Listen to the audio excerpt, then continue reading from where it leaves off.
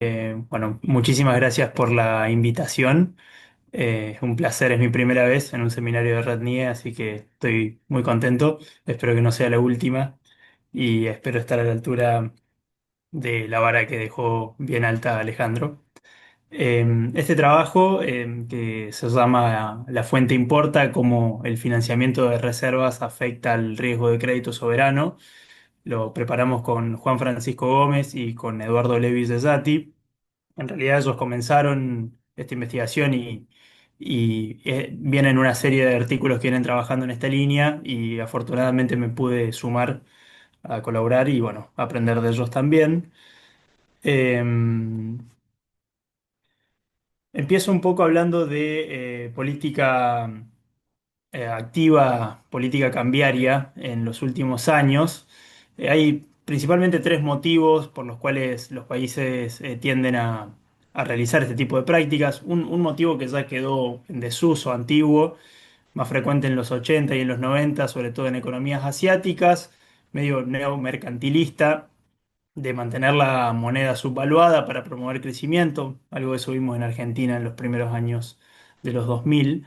Pero no me voy a enfocar en este motivo porque, como dije, ha quedado en desuso, pero hay otros dos que, si bien aparecieron escalonadamente, eh, coexisten hoy en día y es un motivo de intervención cambiaria, de acumulación de reservas precautorio, de autoseguro, y otro motivo más asociado al surgimiento de economías con metas de inflación, en donde bancos centrales hacen alguna suavización de las fluctuaciones cambiarias, que es lo que se ha dado en llamar el leaning against the wind, o esto de empujar contra el viento, empujar contra los vientos de la apreciación o de la depreciación cambiaria.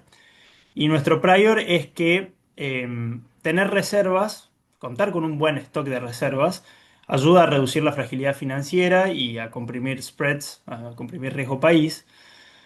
Pero en nuestra cabeza hay dos grandes motivos, como decimos, que son bien diferentes en términos de sus implicancias. El motivo precautorio es un motivo de liquidez, el que podríamos pensar en su nexo con los spreads, porque típicamente es un sector público endeudándose en el exterior en moneda extranjera, generando un colchón de liquidez y eso potencialmente podría comprimir spreads. Y por otro lado, en este motivo del leaning against the wind, un motivo más de flujos privados, podríamos mencionar, son los bancos centrales eh, teniendo una mejor posición externa neta, ya no contra un endeudamiento típicamente del Tesoro, pero que podría ser del Banco Central también, y esa mejor posición externa del país, del sector público consolidado, es la que podría comprimir spreads. Entonces, las preguntas clave que nos hacemos son principalmente dos, una para economías que ya tienen acceso al mercado voluntario de deuda, que es si la fuente de acumulación de reservas tiene un impacto diferente sobre la evolución de los spreads soberanos. Y la segunda pregunta es, dándonos vuelta y mirando a aquellos países que tienen problemas con el acceso al financiamiento voluntario, si la fuente también de acumulación de reservas es importante para entender la prevención de las crisis. Entonces, ¿dónde estamos actualmente? Patricio, Bueno, hay... ¿te puedo hacer Sí, una pregunta aclaratoria? sí, Javier. Cuando pienses en la acumulación de reservas por parte del Banco Central, ¿va a haber alguna forma de distinguir si son esterilizadas o no? Hacia eso vamos y vamos a hablar un poco de una contribución reciente que hay mirando el enfoque de hoja de balance del Banco Central. En nuestro caso, que lo voy adelantando, que es a partir de balanza de pagos, no tenemos una distinción explícita en términos de si el Banco Central está esterilizando o no esas operaciones porque en realidad lo que nos interesa, que ya vamos a ir hacia eso, es la posición externa consolidada del sector público. Pero hacia ahí vamos, Javier. Espero poder responder tu pregunta en breve. Dale, dale, me Eh, lo guardo para después. Dale. Entonces, ¿dónde estamos? Bueno, hay una gran literatura en estos motivos de acumulación de reservas. Típicamente es un poco anterior la que explora los motivos precautorios y sus implicancias. Después, esta literatura que empieza a indagar sobre el leaning against the wind aparece un poco después.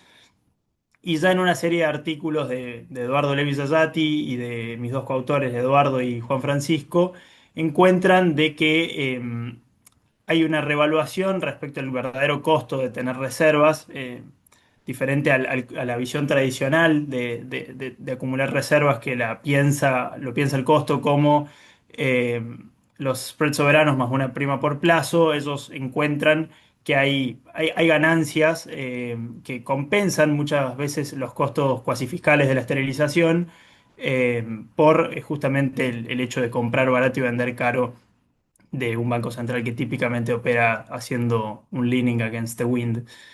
Y una contribución muy relevante es la de César Sosa Padilla y Federico Sturzenegger hace poquito.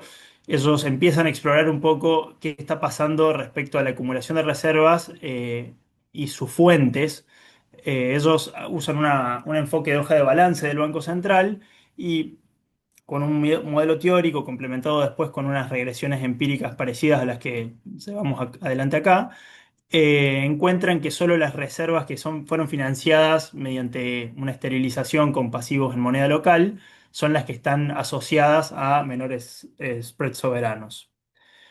¿Cuáles son los gaps de la literatura que identificamos? Bueno, que la literatura anterior asume recurrentemente que hay un motivo precautorio de acumulación.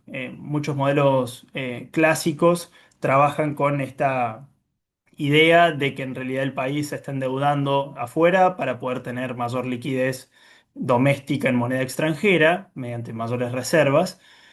Pero además también identificamos que el enfoque de hoja de balance del Banco Central puede distraernos de identificar la verdadera posición externa de un país.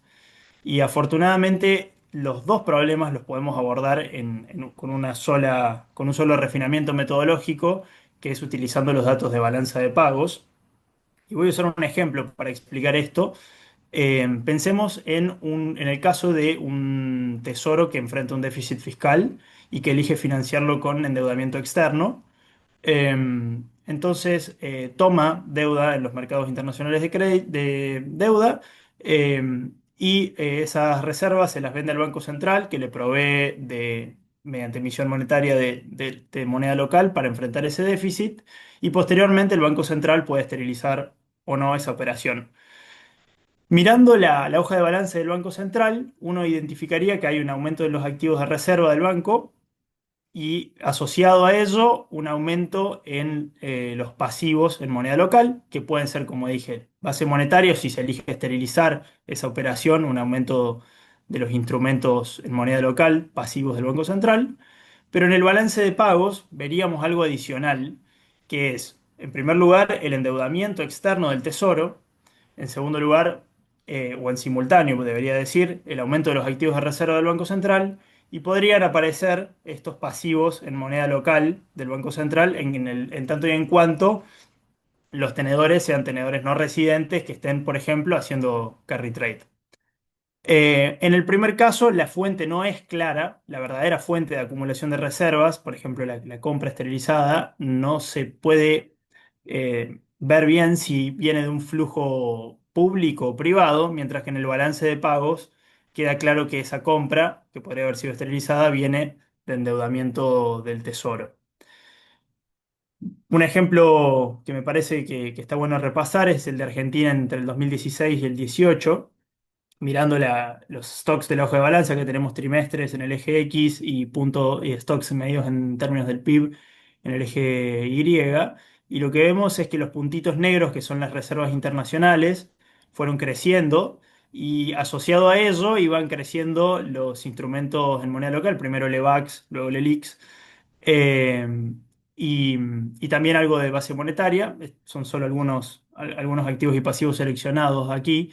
Lo que se ve bien es cómo el aumento de reservas iba contra estos pasivos en moneda local, y también se puede ver bien cómo hacia finales del 2018 y 2019 la magnitud de estos stocks en moneda local con una depreciación cambiaria muy fuerte se licúa medido en términos del PIB, y las reservas internacionales caen, pero no tanto como esos pasivos.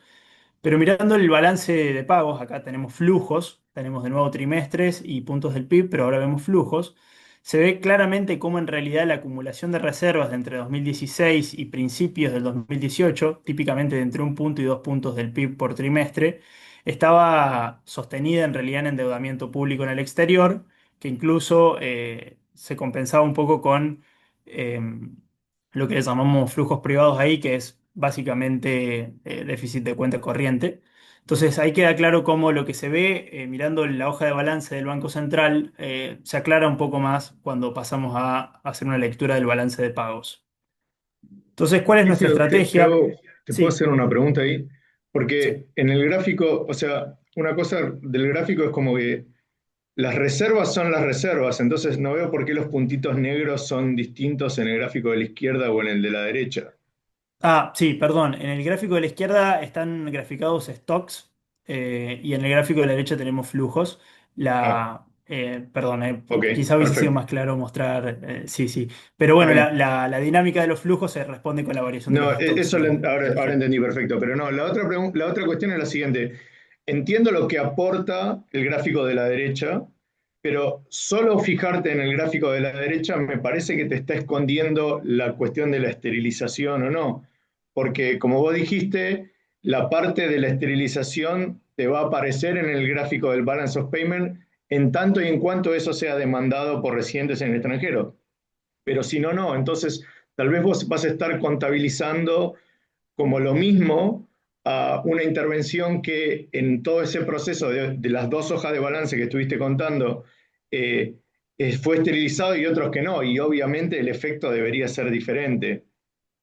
Sí, es cierto, se podría complementar la información. Claro, El punto es que nuestro prior acá es, y hacia ahí voy, que digamos, el punto de partida es que es más relevante para identificar con presión de spreads la posición externa neta del país. Ese es como nuestro principal foco nuestro principal foco, y que la operación esterilizada o no del Banco Central en definitiva, como va contra un pasivo en moneda local, un poco que podrá tener obviamente sus diferencias, sus diferentes implicancias en términos de lo que termina pasando, y es justamente la razón por la cual un Banco Central esteriliza esa compra de reservas.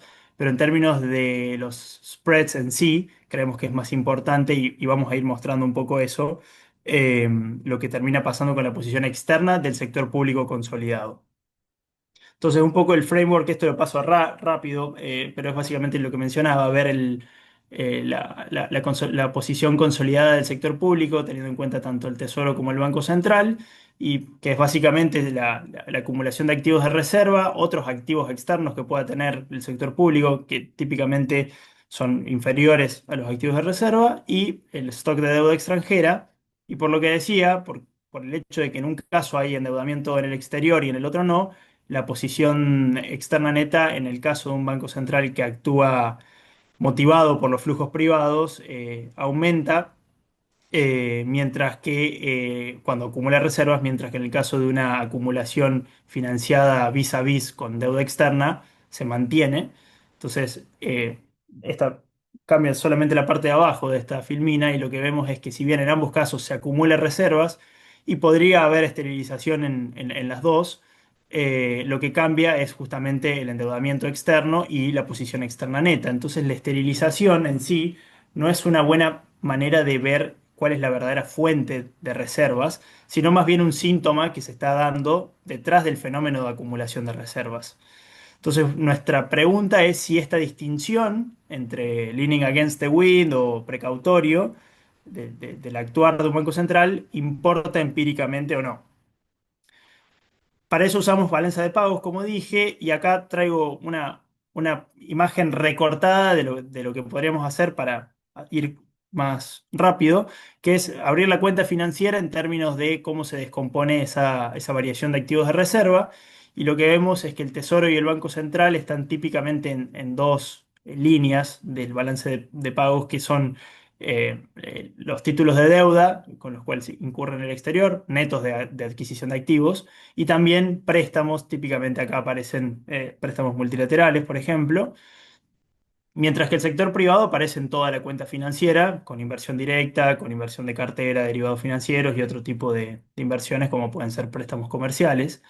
Entonces uno puede descomponer la variación de los activos de reserva en términos de su naturaleza, que la justificó, si fue un flujo público o privado, y como la balanza de pagos es una identidad contable, uno puede extender esto también en términos de la cuenta corriente, que es algo de lo que vamos a hacer en las regresiones posteriores. Y llegamos a gráficos de este estilo. Acá tenemos un set elegido de algunos de los países emergentes con los que trabajamos. Hay 15 años de ventana temporal entre 2008 y 2023 y de nuevo tenemos flujos medidos en términos del PIB, en donde las barras rosas son flujos privados, las barras celestes son flujos públicos y la variación de reservas es la variación neta de todo tipo de revalorizaciones, la variación por transacciones. Y vemos como algunos bancos centrales, como podría ser el caso de Brasil, eh, tal vez Chile, Perú, Filipinas, tienden a acumular o desacumular reservas más motivado por los flujos privados. Y hay otros bancos centrales u otros países, podríamos decir, como Argentina, México, Sudáfrica, que tienden a compensar la variación de los flujos privados con mayor endeudamiento y como si el objetivo ya no fuese suavizar volatilidad cambiaria, sino suavizar volatilidad de reservas, si es que se me puede decir algo similar. Eh, y esa es más o menos la imagen de lo que estamos descomponiendo.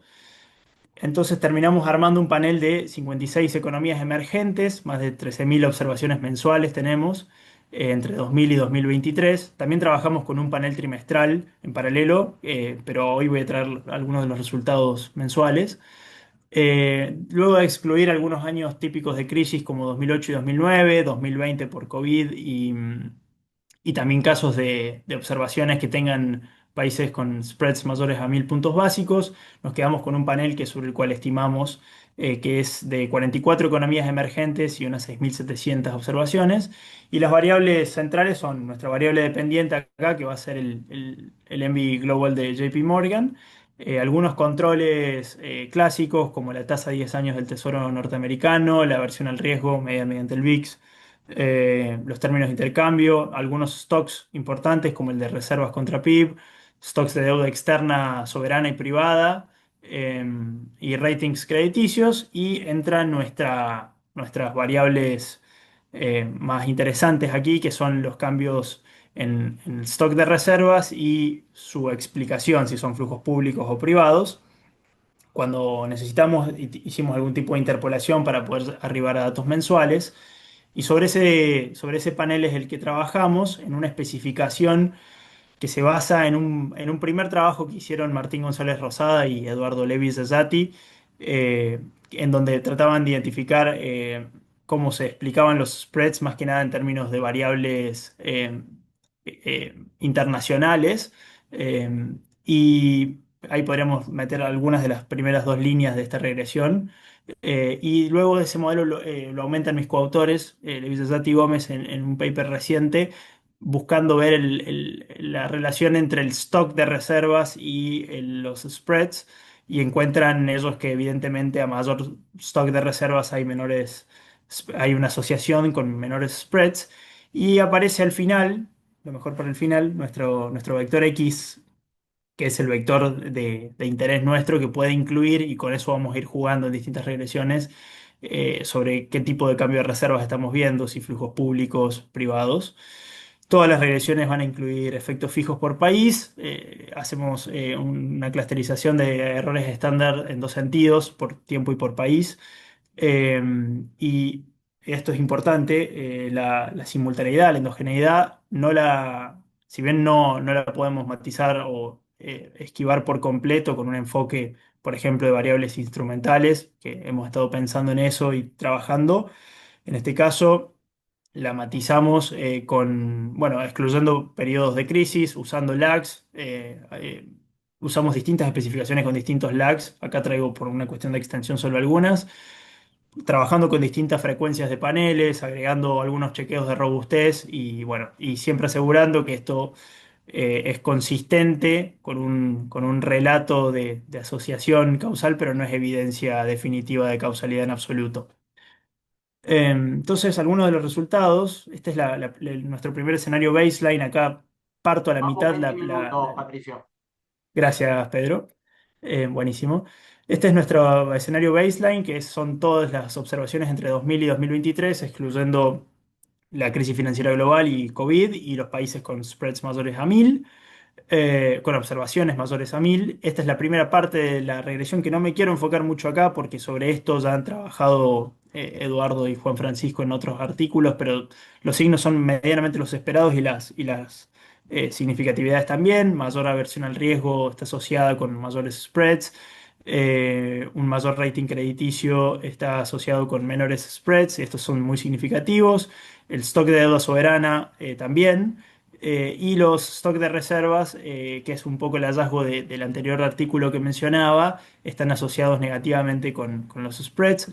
Por ejemplo, lo que se ve en la última línea de que tenemos menos uno, entre menos 1,0 y menos 1,2, quiere decir que por cada punto de porcentual de acumulación de reservas respecto al PIB hay una compresión de spreads de entre el 1 y 1,2%. Y acá hasta acá se vería que son las mismas regresiones, que es lo que cambia, no hay nada llamativo, es lo que sigue, que es lo que nos interesa, que es ver, empezar a jugar con esta descomposición del cambio de reservas por balanza de pagos. Entonces, en la columna 2 empezamos a encontrar evidencia de que ya no solo importa la foto de cuántos stocks de reservas hay, sino obviamente la dinámica de la película de cómo se va acumulando reservas, y acumulación de reservas está asociado negativamente con los spreads por cada por cada punto porcentual de acumulación de reservas respecto al PIB hay una compresión del 2,6% en spreads. Y en las columnas 3 y 4 abrimos esto en flujos públicos y privados, diferenciando que los flujos públicos pueden haber sido explicados en realidad por endeudamiento con el Fondo Monetario Internacional, y ahí podrían haber efectos contrapuestos, porque uno podría esperar que el fondo aparece cuando las cosas están más difíciles y hay una causalidad inversa de la cual se habla mucho en la literatura. En este caso, lo que encontramos es que los flujos públicos explican compresión de spread solo a un nivel de confianza del 90%, mientras que los flujos privados son bien robustos, en torno al 99%. La interpretación es que por cada punto porcentual de acumulación de reservas respecto al PIB, esto serían acumulaciones trimestrales de reservas, tenemos una compresión de 3% del spread mensual. Después, si quieren, hablamos sobre eso, sobre cómo construimos el panel. Y en la última columna volvemos a la medida agregada de flujos públicos y abrimos las privadas en términos de cuenta corriente y financiera.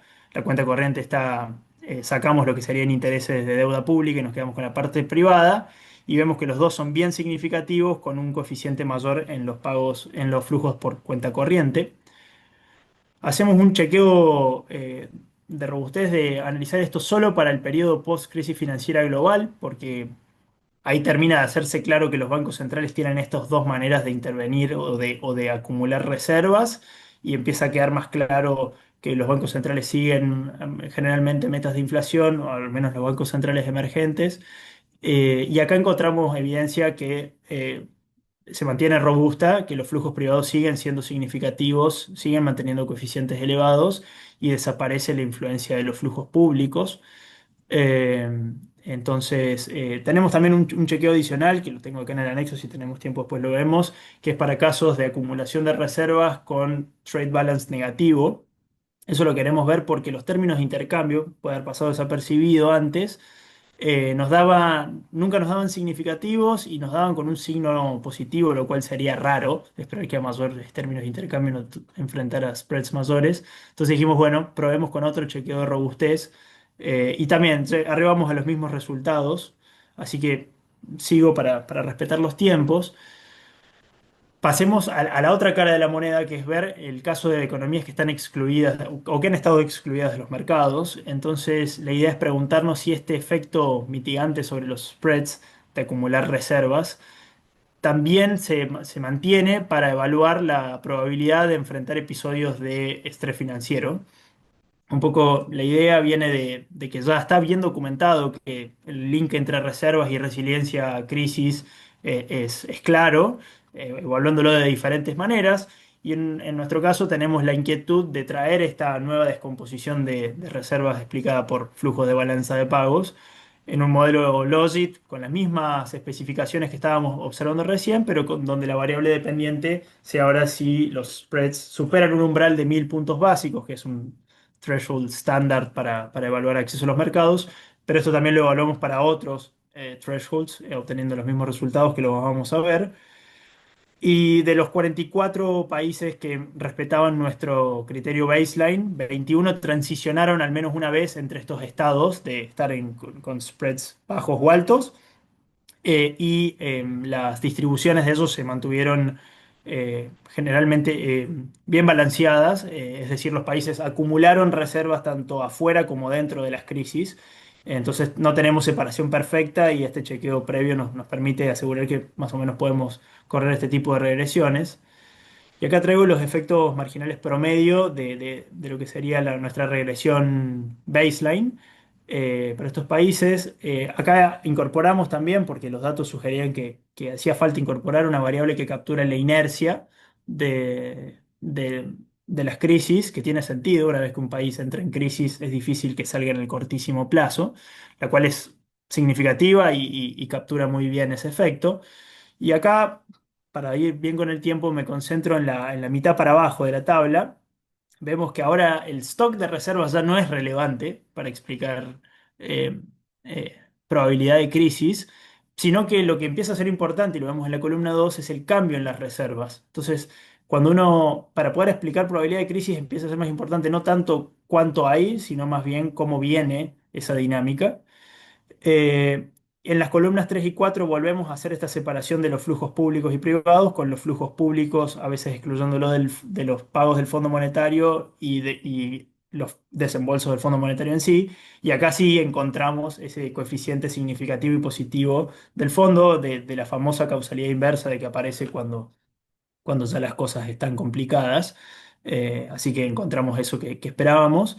Y por otro lado, los flujos privados se mantienen nuevamente significativos. Acá, ¿cuál sería la interpretación? Que por cada punto porcentual de acumulación de reservas, por ejemplo, observando las columnas 3 y 4, hay una menor probabilidad de, de estar en una crisis de 1,3 o 1,1 puntos porcentuales. Y lo que hacemos al final en la columna 5 es abrir de nuevo los flujos privados en corrientes y financieros. Y acá vemos que la significatividad nos caía un poco de los flujos privados, sobre todo en la columna 4 y en la columna 3, porque estábamos incluyendo dos cosas bien diferentes, que eran los flujos privados de cuenta corriente y los flujos privados financieros, en donde para evaluar crisis empieza a ser más relevante en realidad la dinámica de los flujos corrientes. Gracias, creo que soy perfecto. Acá tenemos estos mismos coeficientes para diferentes thresholds. Vemos que los flujos públicos generalmente no son significativos para explicar probabilidad de crisis y los flujos privados generalmente sí. Mientras más alto el threshold, más robusto es este hallazgo. Y abriendo esos flujos privados en cuenta corriente y financiera, volvemos a encontrar que la cuenta corriente es significativamente más importante que la financiera, que empieza a ser importante cuando medimos estos modelos para thresholds más altos, para crisis, somos más eh, estrictos con la crisis. Entonces, para resumir, cuando los mercados están abiertos, acumular reservas reduce spreads, como mencionamos, un punto porcentual de acumulación de reservas respecto al PIB está asociado con caídas en los spreads de entre el 2 y el 2,6%. La fuente importa, parte uno es que esta acumulación explicada por flujos privados tiene más importancia y post crisis financiera global la acumulación precautoria de reservas pierde relevancia por completo mientras que el canal privado de acumulación de reservas se mantiene muy fuerte. Y que si bien tanto los flujos privados de cuenta corriente como cuenta financiera son importantes, los dos son, es más importante el flujo de cuenta corriente. Y resumiendo, por otro lado, cuando las cosas se complican, la inercia de los episodios de estrés financiero es muy importante. Solo los flujos privados están asociados a una caída en la probabilidad de crisis, como mencionamos, por cada punto porcentual de acumulación de reservas explicada por flujos privados.